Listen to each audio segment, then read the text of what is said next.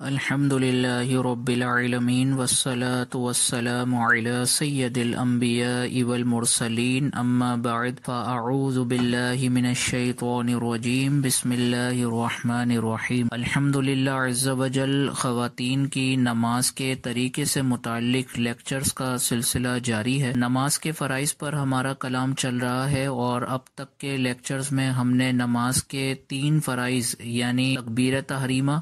قیام اور قراءت پر کلام کر لیا ہے۔ آج کے لیکچر میں انشاءاللہ عز و جل ہم نماز کے چوتھے فرض یعنی رکوع کے بارے میں کلام سماعت کریں گے۔ سب سے پہلے رکوع کی تعریف سماعت کر لیں۔ رکوع کہتے ہیں کہ اتنا جھکنا کہ ہاتھ کم از کم گھٹنوں تک پہنچ جائیں، تو اگر ہاتھ گھٹنوں تک پہنچ جائیں تو اس کو شرعی اعتبار سے رکوع کہا جاتا ہے۔ اگر ہاتھ گھٹنوں تک نہ پہنچیں تو یہ قیام کہلائے گا، اور اگر ہاتھ گھٹنوں تک پہنچ رہے ہیں تو اس صورت میں یہ رکوع کہلائے گا۔ تو یہ یاد رکھیں کہ مرد کے لیے رکوع کے 2 درجے ہیں، ایک اعلیٰ درجہ ہے اور ایک ادنا درجہ ہے، یعنی ایک اعلیٰ درجہ اونچا درجہ ہے اور ایک کم درجہ ہے۔ تو یہ یاد رکھیں کہ مرد اور عورت کے رکوع کرنے میں کچھ فرق ہے۔ مرد کے لیے رکوع کرنے کے 2 درجات رکھے گئے ہیں، ایک اعلیٰ درجہ اور ایک ادنا درجہ۔ تو مرد اگر اتنا جھکتا ہے کہ ہاتھ گھٹنوں تک پہنچ جائیں گے تو یہ ادنا درجہ کہلائے گا، اور مرد کے رکوع کا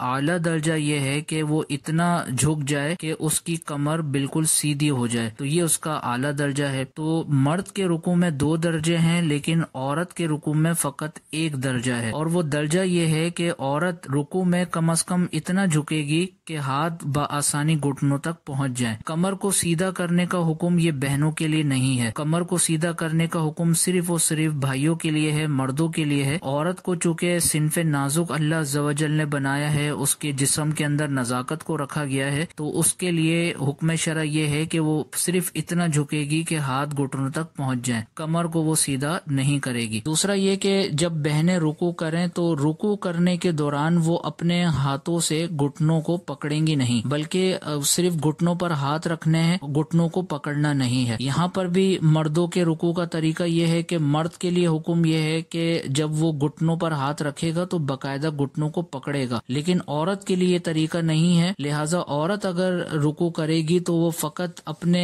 ہاتھوں کو گھٹنوں پر رکھے گی، اور ہاتھوں کو گھٹنوں پر رکھنے کے دوران انگلیوں کا ملا ہوا ہونا بھی ضروری ہے۔ یعنی اگر کوئی بہن نماز پڑھ رہی ہیں اور رکوع کر رہی ہیں تو رکوع میں وہ سب سے پہلا کام یہ کریں گی کہ اپنے ہاتھوں کو گھٹنوں پر رکھیں گی، گھٹنوں کو پکڑیں گی نہیں، اور دوسرا کام یہ کریں گی کہ ان کی انگلیاں ملی ہوئی ہونی چاہیے، کھلی ہوئی نہیں ہونی چاہیے۔ اس کے بعد بہنوں کے رکوع سے متعلق اگلا مسئلہ یہ ہے کہ جب بہنیں رکوع کریں تو رکوع کرنے کے دوران جب ہاتھ گھٹنے پر رکھے ہوئے ہوں تو کوہنیوں کے درمیان تھوڑا سا ٹیڑھا پن ہونا چاہیے، یعنی خم ہونا چاہیے۔ ہاتھوں کو اسٹریٹ رکھنے کا، سیدھا رکھنے کا حکم یہ خواتین کے لیے نہیں ہے۔ مرد کے لیے تو حکم یہ ہے کہ جب وہ گھٹنوں پر ہاتھ رکھے گا تو اپنی کوہنیوں کو بالکل سیدھا رکھے گا، لیکن بہنوں کے لیے حکم شرع یہ ہے کہ جب وہ رکوع میں ہاتھ رکھیں گی تو تھوڑا ٹیڑھے پن کے ساتھ یعنی خم کے ساتھ رکھیں گی، اور یہی حکم پیروں کے لیے بھی ہے کہ پیروں کو بھی بالکل اسٹریٹ نہیں رکھا جائے گا، سیدھا نہیں رکھا جائے گا، بلکہ پیروں کے اندر بھی تھوڑا ٹیڑھا پن یعنی خم رکھا جائے گا۔ اس کے بعد اگلا مسئلہ یہ ہے کہ رکوع کے دوران نگاہیں پیروں کی طرف ہونی چاہیے، ایسا کرنا مستحب ہے، یعنی اس طرح ثواب حاصل ہوگا، یعنی اس طرح کرنے سے مستحب کا ثواب حاصل ہوگا۔ اور اس کے بعد اگلا مسئلہ یہ ہے کہ رکوع میں 3 مرتبہ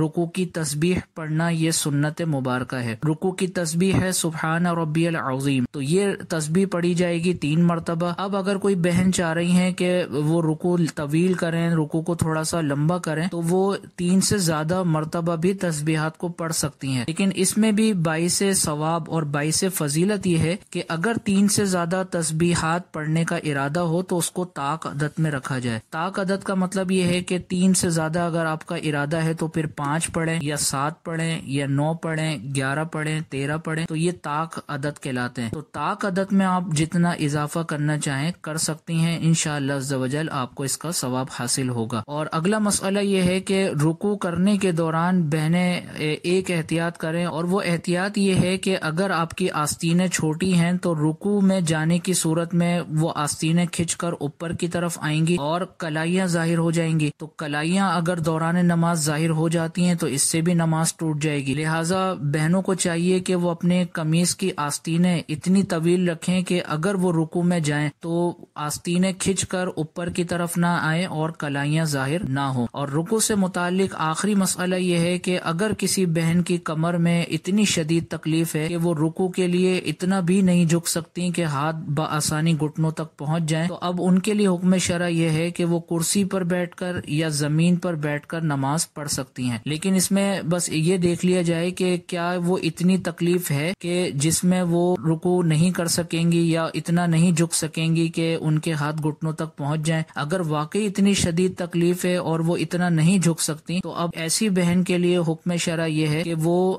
کرسی پر بیٹھ کر یا زمین پر بیٹھ کر اپنی نماز کو پڑھ سکتی ہیں۔ تو یہ تھے نماز کے چوتھے فرض یعنی رکوع سے متعلقہ مسائل۔ اللہ عز و جل کی بارگاہ میں دعا ہے کہ اللہ عز و جل ان مسائل شرعیہ کو یاد رکھنے، ان پر عمل کرنے اور اصلاح کی نیت سے دیگر بہنوں تک پہنچانے کی توفیق عطا فرمائے، آمین بجاہ النبی الامین صلی اللہ تعالی علیہ وسلم۔ آپ دیکھ رہے ہیں PATF Islamic info YouTube channel. مزید اسلامک ویڈیوز کے لیے ہمارا چینل سبسکرائب کریں۔